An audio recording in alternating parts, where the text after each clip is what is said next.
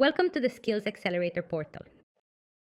The Skills Accelerator Portal is an initiative of Arizona State University, sponsored by the United States Department of State, that provides access to specialized courses for students, teachers, and professionals. In this video, we will show you how to complete the application form to obtain a free license and access the courses available on the portal. For this example, we will select the Technical Skills for Semiconductor Academy and afterwards the Learning Path for English and Professional Skills. On this page, you will find information about the program, including the different learning levels available, whether for beginners, intermediate, or advanced courses. When you are ready to apply for a license, click on Apply Now. This will take you to the application form. Before you begin, make sure you have a Coursera account. If you don't have one yet, you will need to create one first. Once you have created your account, return to this form to complete your application. It is very important that the email address you enter in this form is exactly the same as the one you used to log in to Coursera. Now, once your email is ready, you can start filling out the form. To begin, please select your professional title from the list.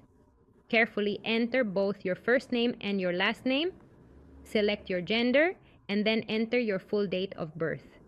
Next, specify the country where you currently reside.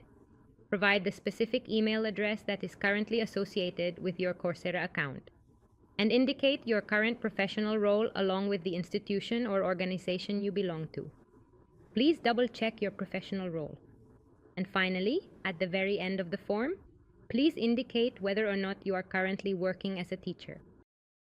When you select this option, the available learning paths will be displayed. Select English and Professional Skills. And here, select the level you are interested in. Once you have verified that all the information is correct, click Submit to send the form.